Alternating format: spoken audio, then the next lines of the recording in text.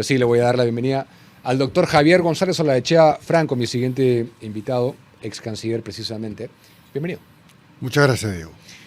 ¿Cómo tomaste todos estos cambios en las últimas 24 horas? Hablemos del gabinete.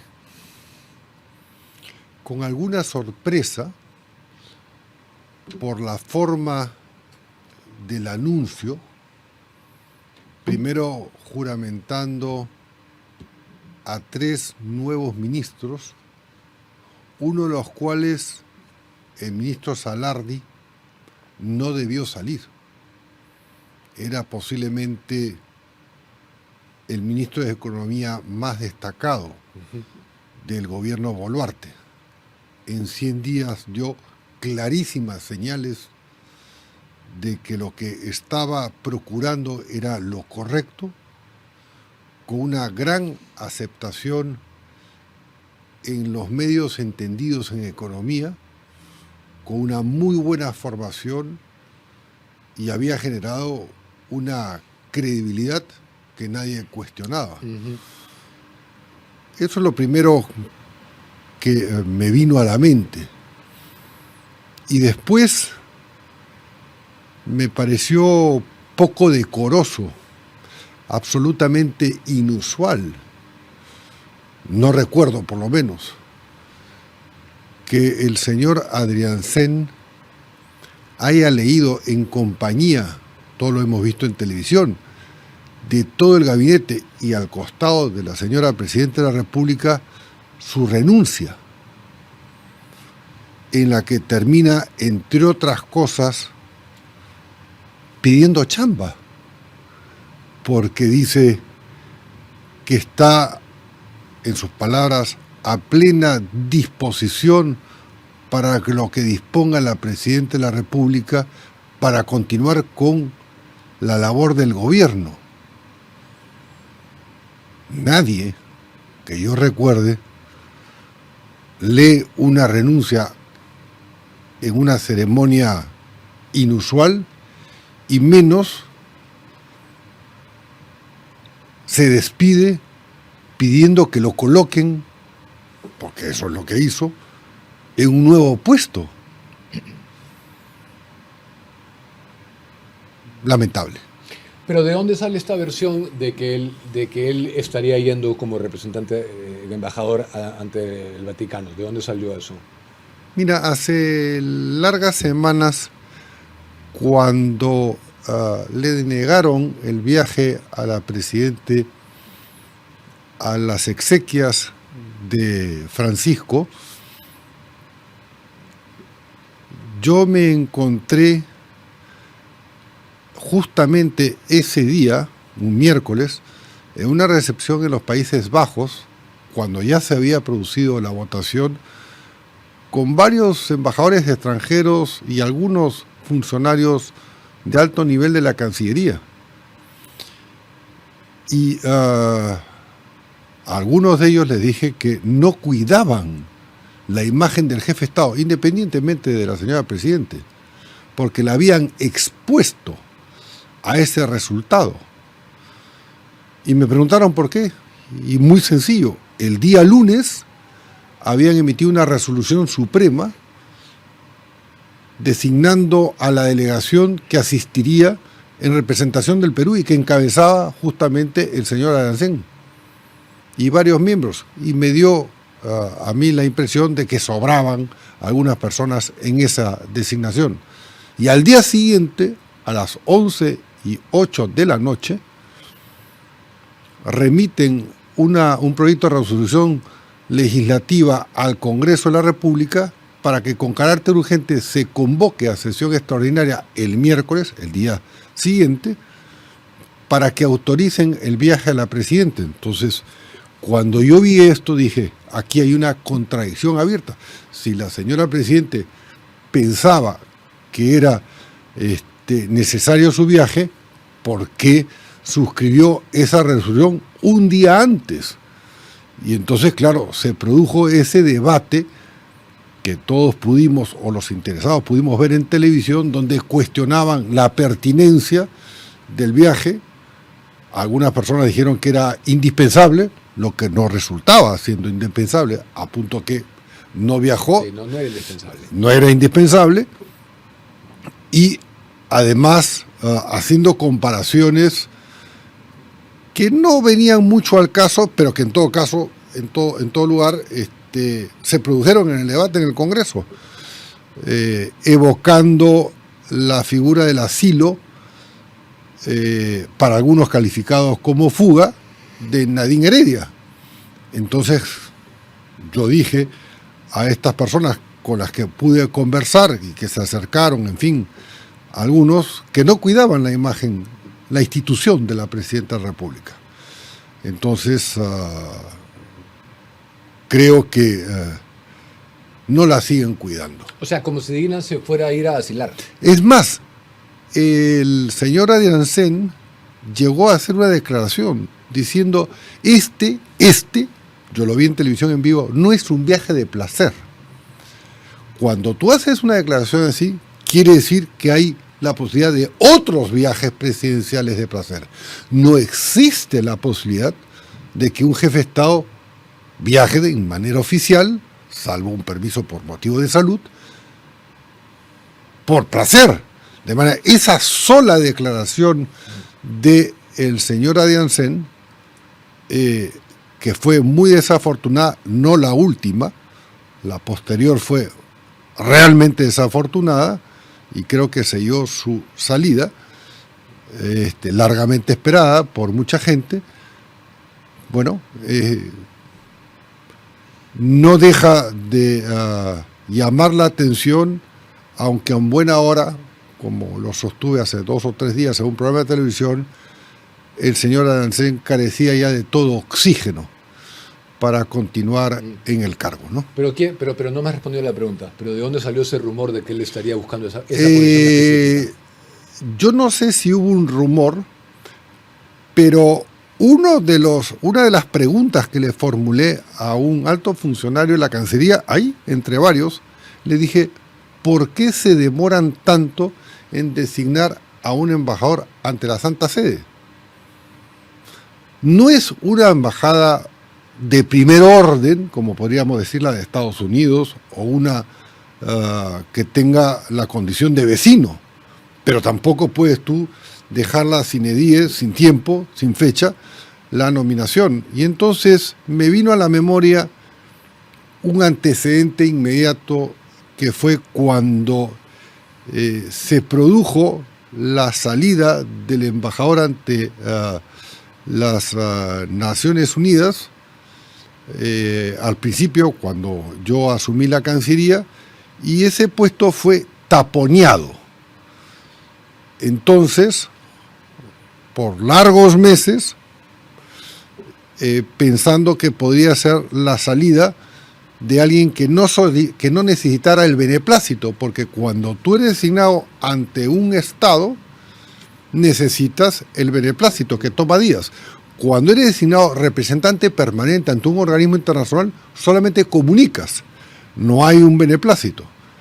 Y entonces dije, lo están taponeando, perdón, en el caso de Ginebra, no era de Naciones Unidas, de Ginebra, de la Oficina de Naciones Unidas en Ginebra, 6 meses, y después designaron a una persona en ausencia aprovechando un viaje de la canciller Gervasi, el ministro que se quedó encargado, que era el primer ministro Tarola, sacó la designación inmediatamente. Entonces yo dije, están taponeando el Vaticano, guardándola para alguien.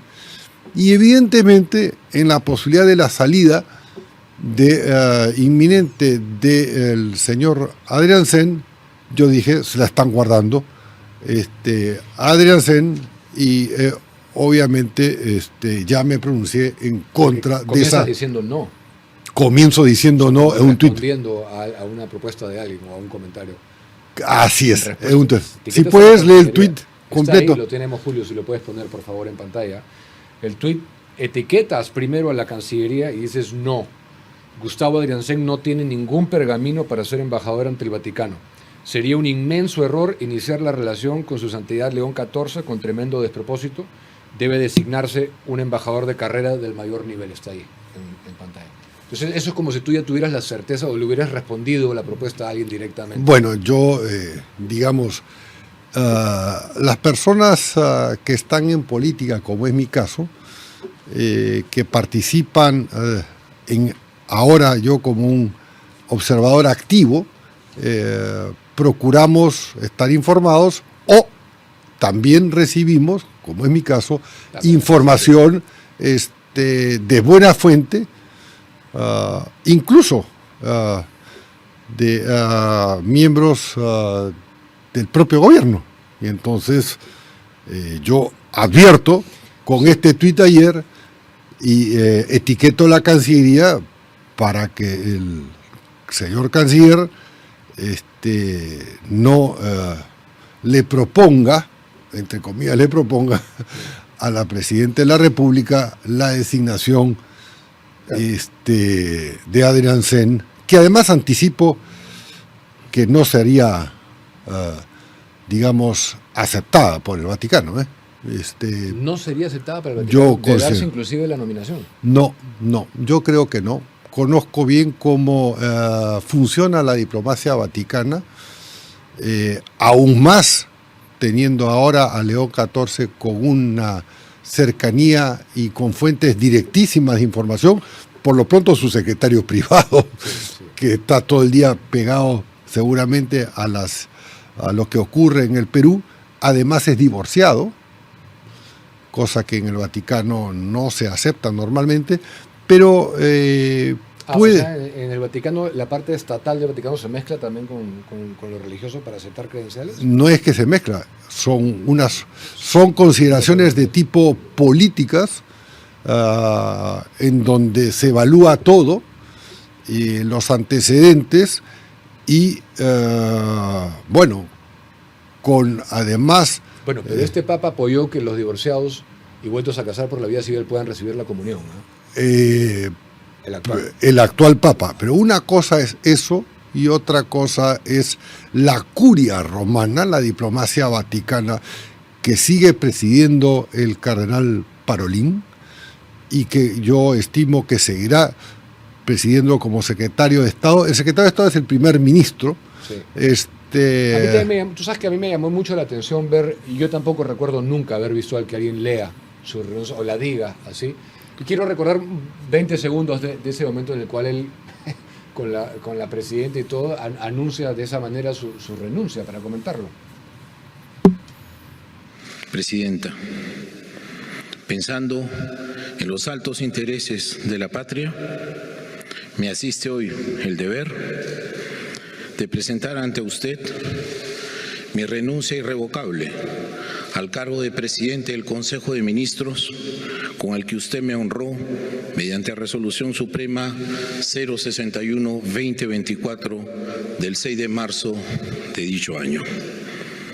Durante el tiempo que ejercí el cargo de Premier, lo hice con gran sentido de responsabilidad y de compromiso, y siempre en concordancia con el juramento que ante usted hice, señora Presidenta, de cumplir mis funciones sin cometer actos de corrupción. Uno se da cuenta cuando alguien no se quiere ir, ¿no? Él se está yendo no queriéndose ir. Pero ¿de dónde viene esta discordia contigo? ¿Esta discordia de quién con quién? De tú con tú, evidentemente tienes bueno, yo no le tengo, a ver, antipatía o una diferencia. No, yo no tengo antipatía. Yo no mezclo simpatías personales con apreciaciones políticas, en ningún caso, pues, Diego.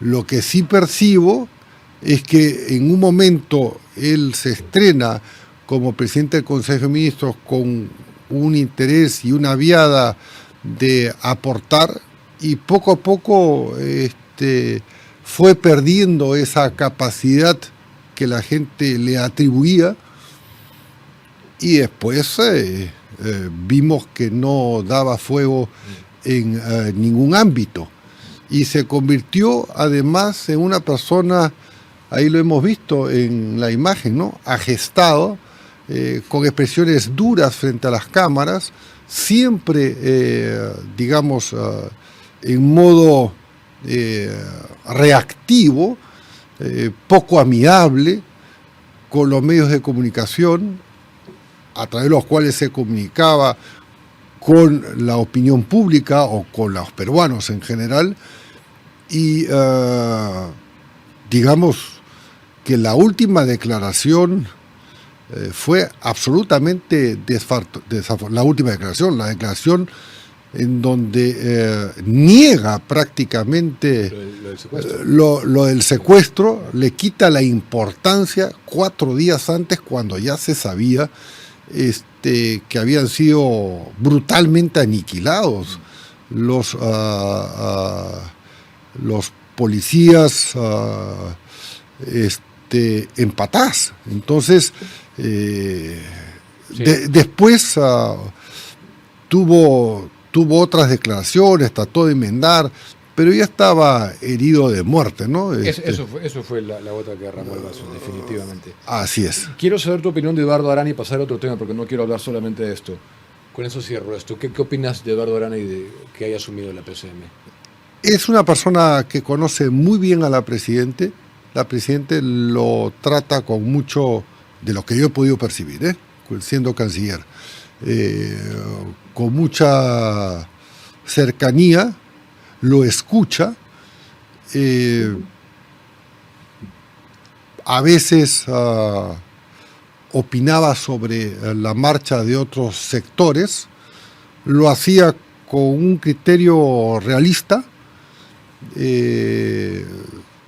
Es un hombre que está bien formado, conoce muy bien también la administración de justicia, y esto no es un dato menor en las circunstancias por las cuales atraviesa y pudiera atravesar el día de mañana algunos miembros del gobierno.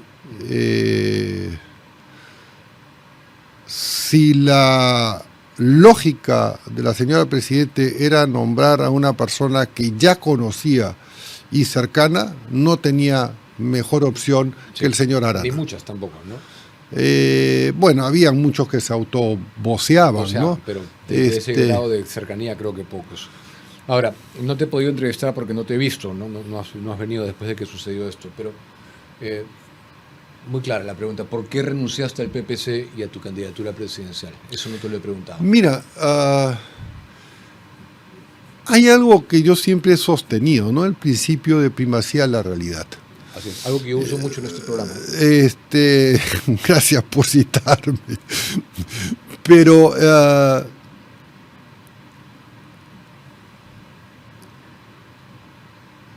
se ha criticado y se sigue criticando tanto la proliferación de partidos y de candidatos. El propio presidente del PPC, el señor Neuhaus, cuyo haber en la vida pública, digamos, se restringe y lo conocemos por haber organizado las Olimpiadas en su momento, Olimpiadas o los Juegos Panamericanos, ¿correcto?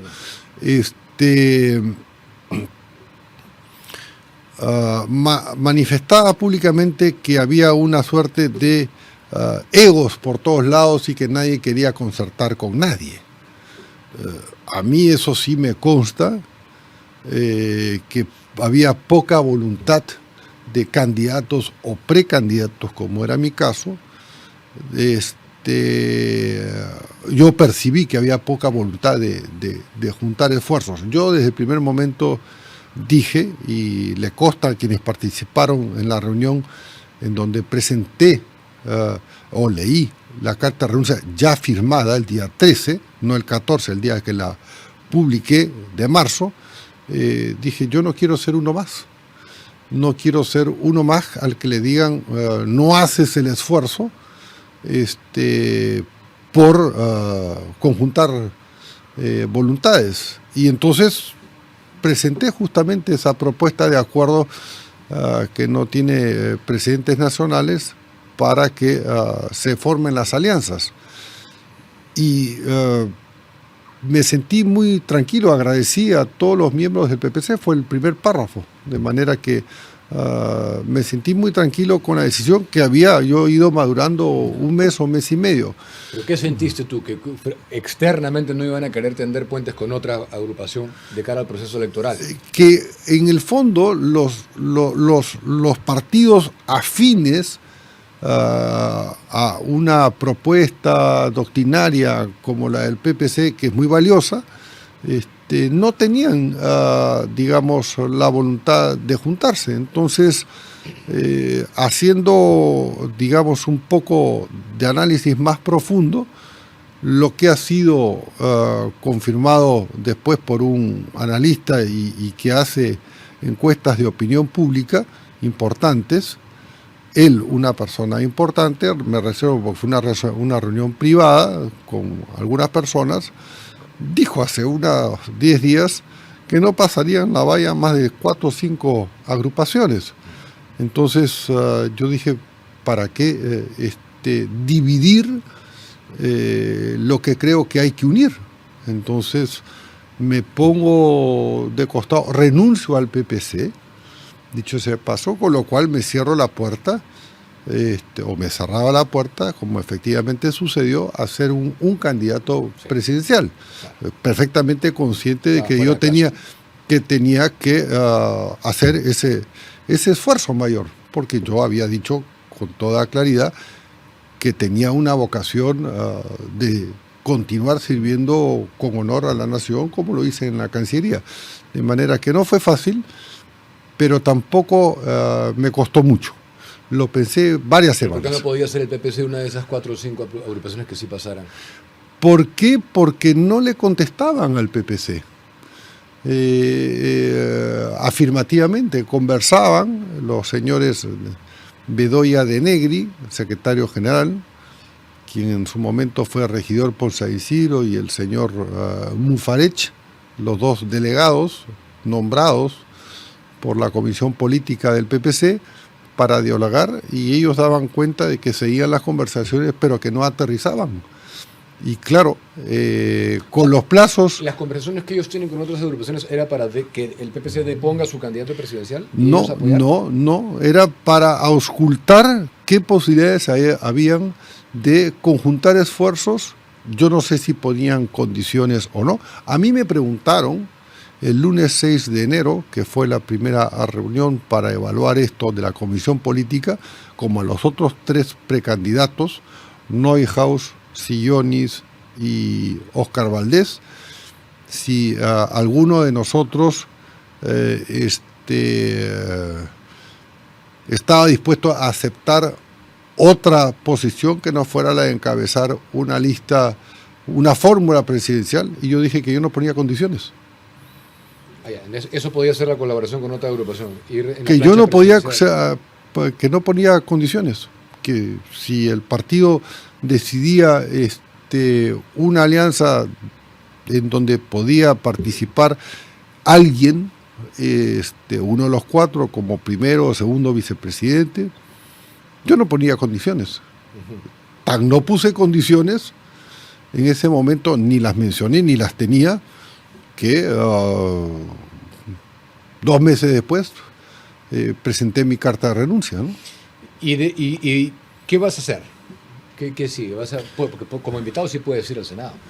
Mira, ahí tengo serias dudas, porque hay gente que, los expertos en derecho electoral, que dicen que no podría yo ser candidato al Senado como invitado en la cuota del 20% o a diputados. Hay otros que dicen que sí. Pero no he querido ahondar si la norma lo permite o no, porque no estoy decidido aún a, en eventualidad de que sea posible, ser candidato al Senado, aunque sé, por cómo se está diseñando el Senado, que este va a ser un Senado con mucha fuerza, con mucho poder, con 4 senadores elegidos por Lima, otros tantos por las regiones, completando 30, y los demás 30 son 60 por distrito nacional. Entonces hay gente que me dice, mira Javier, tú tienes un pequeño colchón, como lo quieras llamar, te conocen el país, te convendría ser candidato al Senado por Distrito Nacional. Pero tampoco estoy seguro de ser electo. No, bueno, nadie está seguro. Nadie está seguro de ser electo, aunque, claro, digamos, no soy un desconocido. Pero estoy en un proceso de observación activa.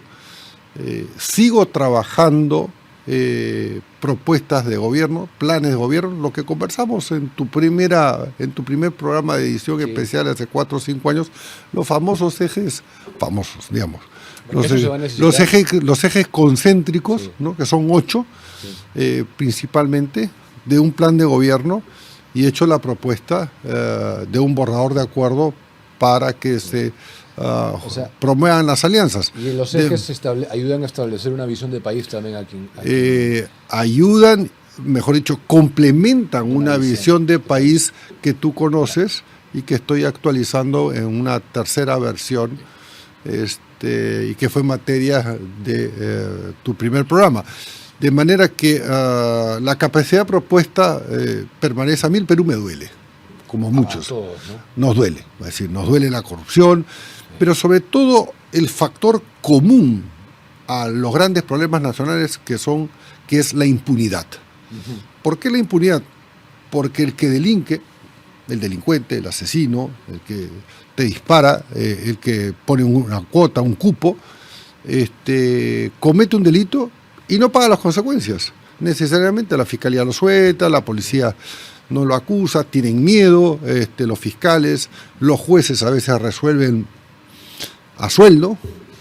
La impunidad, ¿por qué tenemos ese tránsito tan desordenado? Por la impunidad. Hay gente que con 3.000 boletas o infracciones sigue caminando. La impunidad. O sea, ¿por qué un conductor, sea de taxi, sea de un ómnibus, una combi o uno con su automóvil, no se pasa una luz roja en Suiza? No es porque sea suizo, sino porque automáticamente en algunos cantones suizos, como está identificado el automóvil, ¡ping!, la señal dice quién es y automáticamente le llega a los 3-4 minutos una notificación en donde le dicen que le han extraído de su cuenta aproximadamente $1.000 o $1.200 al tipo de cambio. Entonces, claro. Te lo piensas. No, ya. Cuando ves el segundo semáforo adelante, para 3 metros antes, ¿no? Entonces, aquí el gran problema común a la gran mayoría de lo que nos duele es la impunidad. Entonces, hay que acabar con la impunidad. Por eso que la propuesta que yo hacía de cambio radical cuando era precandidato no solamente sigue vigente, sino que hoy viene a ser un clamor nacional. Vemos en la televisión que pasa algo en un hospital, esto que ocurrió lamentablemente con una adolescente hace 3 o 4 semanas, no recuerdo exactamente de dónde ni el nombre, pero sí la madre llorando, clamando, es porque no pasa nada. Sí. O sea, las investigaciones y los juicios pueden durar pues 3, 4, 5, 7 años. Hay cosas que hay que hacer también que no son tan difíciles de hacer, ¿no? Por supuesto. ¿Construir cárceles es difícil? Claro, a ver, si en Holanda te construyen un puente entre el cruce de 2 avenidas en un fin de semana, en China te construyen un complejo habitacional de 8 pisos y 60, departamentos en 48 horas, 48 porque hemos visto los videos, lo que yo falta... Yo reservo mis cosas porque... Claro, pero digamos, es un ejemplo no que... vas a enjuiciar al gobierno chino si se decae, acá si tienes otras reservas. Correcto, pero en su momento propuse, y creo que es factible, que por lo menos en el gobierno central, en Lima, se trabaja 24/7 los 3 turnos de la semana en el plan piloto. Eso es una cosa que yo no entiendo cómo no se puede hacer. Nadie trabaja en la noche. Bueno, entonces, de esa manera tú reduces a casi un 1/3% el tiempo de la ejecución de la infraestructura pública, con lo cual aceleras la inyección de dinero a la economía y generas un círculo virtuoso. Los que trabajen en la noche, por ejemplo, les das una bonificación especial. Hay mucha gente que puede trabajar online, y de esa manera también tú descongestionas el tráfico en la ciudad, ¿no? Y Lima, la parte administrativa del Estado también. por supuesto, tú no necesitas necesariamente reducir puestos de trabajo. Lo que tienes que hacer es reasignar. Va a decir, una parte importante de los servicios generales que llevan a cabo la Policía Nacional y los institutos armados en general están desempeñados por gente que está uniformada. Esos deberían estar en la calle. Entonces tú reasignas de otros ministerios a quienes tienen expertise administrativo y le das apoyo. Entonces sacas, y en adición a licenciados de Fuerzas Armadas, los preparas con 4 o 5 meses y tienes mucho más gente en la calle, 24 horas cuidando la seguridad pública. Obviamente tienes que cambiar, y eso se puede con facultades delegadas, mejorando las condiciones y la protección de los policías para que puedan, ya se ha hecho un poco, pero afinarlo y mejorarlo, calificar nuevos delitos. Esto de terrorismo urbano quizás habría que cambiarle la denominación, pero en el fondo porque causa terror. Hay muchas cosas que se pueden hacer y no necesariamente, y mañana sale una entrevista, creo, o pasado mañana en un medio, en donde digo, bueno, el gabinete Arana, no tiene por qué esperar, y yo creo que debería durar hasta el final del mandato de la señora Presidente. ¿Por qué esperar para comenzar algunas reformas? Un año es mucho tiempo, y sí se puede. Necesitas 3 elementos: decisión política, primero la visión, decisión política y la gente competente.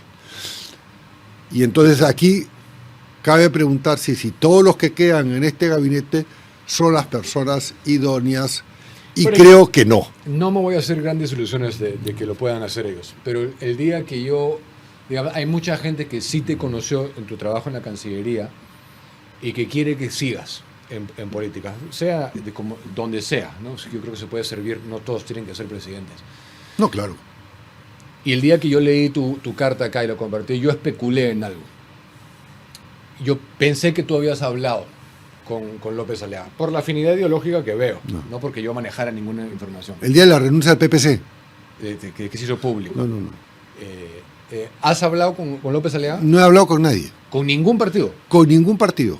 Y no lo he querido hacer a propósito, para no alimentar algunas voces del propio PPC que pudieran decir, se fue porque se subió cual tránsfuga a un mejor caballo. ¿Sí te sumarías a un proyecto político que resuene contigo, que consideras que es bueno para el país? Primero, como te dije, estoy en observación activa. Estoy trabajando los ejes principales de las reformas que son indispensables a acometer al 28 de julio o desde el 28 de julio del 2026, pero que considero que algunas de ellas pueden iniciarse mañana con el gabinete Arana.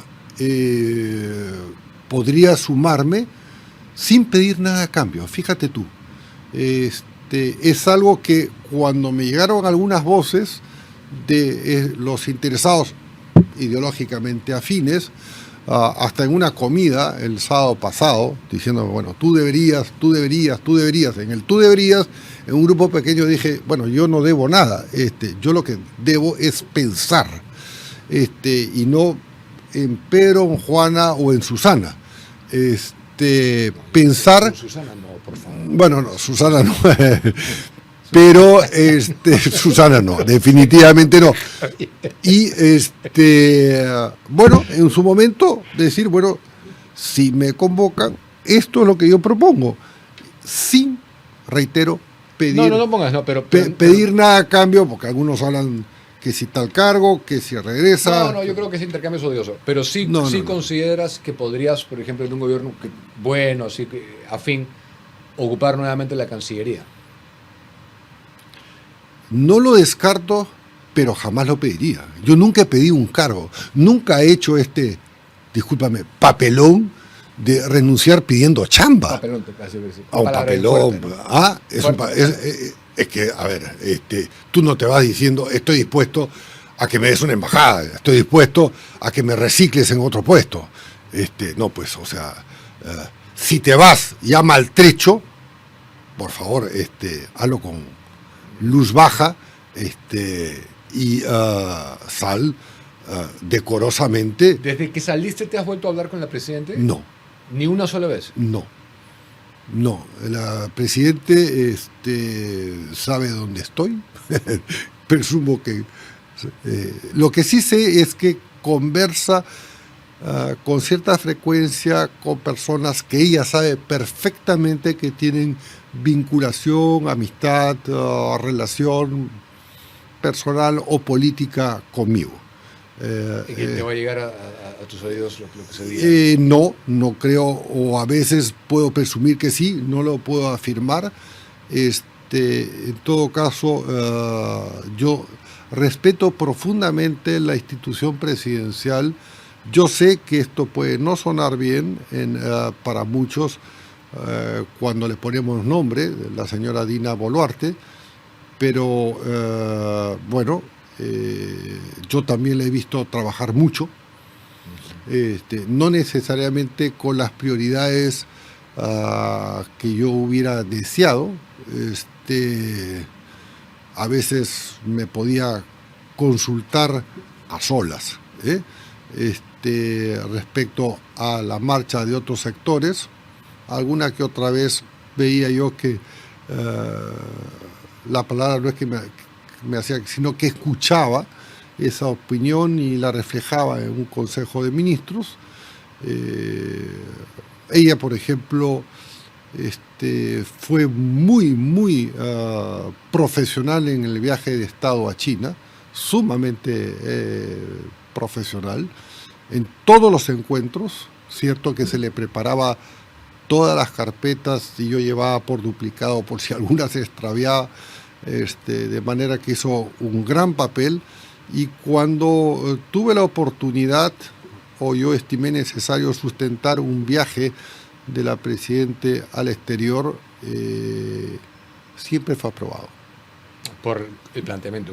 Por el Congreso, porque además me comprometí la primera vez en el viaje a San Francisco a remitir un informe detallado de todas las actividades, cosa que hice en el plazo de 30 días, conforme lo había yo... Fue APEC, eso. APEC. ¿Te parece que con esto termino, ¿te parece que hace bien la Presidenta como líder de un país democrático en no dar entrevistas? Yo creo que todo presidente de la República tiene que tener una comunicación directa con la opinión pública a través del periodismo. Ahora, ella escoge a veces hacer declaraciones directamente no motivadas, por así decirlo, cuando sale de un evento, pero ya la prensa pues es bien acuciosa, le cuenta 200 y pico de días, no sé cuántos, que más, no, una sola entrevista. Sí, sin una sola entrevista a un medio. Ha cambiado varias veces de jefes de prensa o responsables de prensa, como se le llame, y sí me consta que le decían que tenía que salir a los medios de manera directa. Un par de veces lo hizo. Yo participé en esa conferencia de prensa. No fui el único que sostuvo al regreso del viaje a China que diera una conferencia de prensa y que contestara lo que contestara, lo que tenía bien contestar. Y ahí sí, por ejemplo, la prensa creo que no fue lo suficientemente, ¿cómo te puedo decir? No supo distinguir entre lo sustantivo y lo anecdótico, porque se quedó con una fracción de la entrevista que otorgó la única a una periodista que era un espectáculo. Yo estaba en esa sala, sí, cuando comenzó a hablar de... El Chifa. Sí, pero a ver, en una entrevista de 1 hora y pico que duró, yo estaba fuera de cámara, pero estaba en la misma sala, ella solamente pidió que ingresara a su jefe de prensa y su canciller en ese entonces, o el canciller del país.